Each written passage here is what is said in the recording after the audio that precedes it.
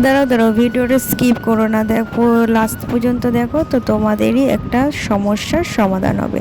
তো welcome back to my channel. কেমন আছো সবাই? আশা করি ভালো আছো, আর আমিও খুব ভালো আছি। তো আমি আজকে করব গোপালের গোপালকে পরিষ্কার। যেহেতু গোপালকে রোজ স্নান করানো হয়, একটু লাল লাল হয়ে গেছে, খুব একটা কালো হয়নি, তবে একটু লাল হয়ে গেছে।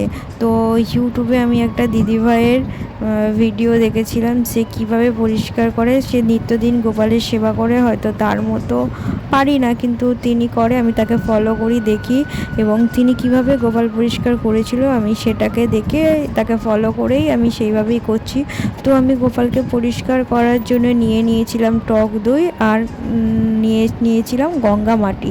তো আমি এই দুটোকে ভালো করে প্রথমে গঙ্গা মাটিটাকে দিয়ে গোপালটাকে ভালো করে পরিষ্কার করছি, যাতে গোপাল যেহেতু ভগবান, তাকে একটু নরম হাতে আলতো করে পরিষ্কার করতে হবে।